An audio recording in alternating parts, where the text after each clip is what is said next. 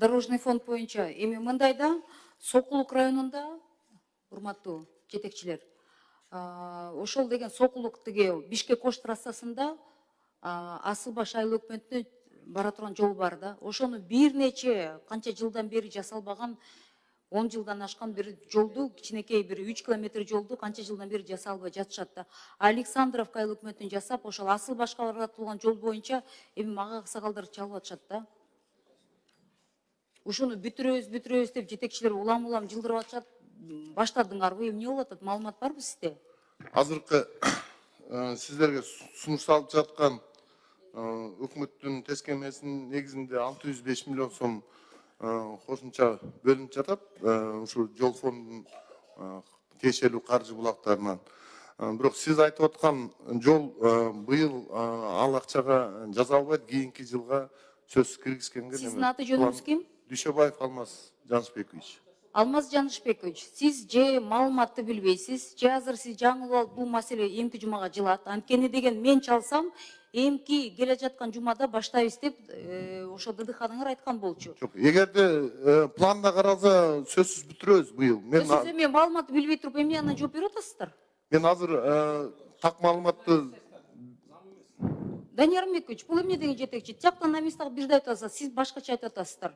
Эгерде планда болсо сөзсүз бүтүрөбүз муну. Эгерде планда жок болсо кийинки жылга караганга неме кылабыз. Жок, сизде маалымат жок анда. Сизде маалымат барбы? Азыр Гил деген эми Чүй областына эң чоң айыл өкмөт. Билесизби, акта канча миң адам жашайт. Аларга деген жергиликтүү кеңешке жолугушуу өтүп, мына деген эмки жумада баштайбыз деп, местный ошакта иштеген сиздин жетекчиңер айтып, а сиздер айтып атасыздар, жок, бизде бул жыл жашабайт. Азыр эртең ызы чуу чыкса жооп бересиздерби? Сиз билбейт экен, билбейм деп айтпайсыздарбы? Азыр уят эле болуп каласыз. Азыр министриңерге чалсам, орун басар айткан, мына келе жаткан эмеде баштайбыз деп октябрьде деп. Сиз азыр жок, акча жок деп атасыздар. Уят болбоңуздар. Жанында отурган ким адам? Сиз ким болосуз? Жол фондунун директору болуп. Чалыңыз азыр телефондон. Хорошо, мен азыр. Азыр уят болуп калбаңыз. Акта деген ызы чуу болуп кетесиз азыр. Элди чогултуп алып турган октябрдын башына баштайбыз деп коюп турсуңар. Эл мага чалып атат.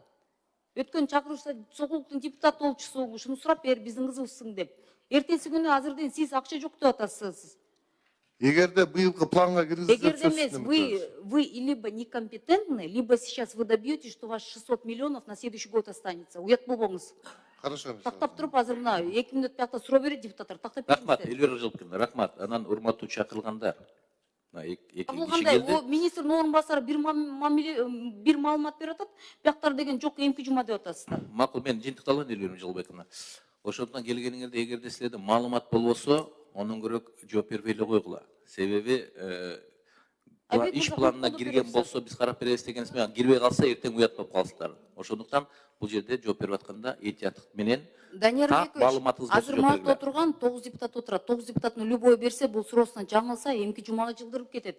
Поэтому менден суранычы. Орун басары бирди сүйлөп атат. Министрдин орун басары башкача айтып тур элге. Ошакта ДДХ местный салып жаткан, иштеп жаткан адамдар башкача айтып тур. Мына октябрдын мына келе жаткан биринен башталат деп. Сиз азыр финансы жак бөлүнгөн адам башкача айтасыз. Элди алдап атасызбы? Эртең ызы чогуп кетет аякта. Бул жөнөкөй айыл эмес. 15 жылдан бери күткөн жолум деген чогултуп алып айтып турсуңар. Мына 1 октябрдан баштап бүтүрөбүз деп, баштайбыз деп, аягына чыгабыз деп 3 километр жолу. Сиз азыр мындай орто жолдон деген эптеп акчабыз бөлүп бериле деп уят болбоңуздар. Ызы чогуп кетебиз азыр. Мына мен кечирим сурайм, 2 мүнөт бериңиздер, тактап алсын. Вы чё? У вас замминистра совсем другой людям сказал, там сход был. Рахмат. 7000 кишини чогултуп алып туруп башкача айтып койдуңуз. Рахмат, Эльвира Жылбековна, бул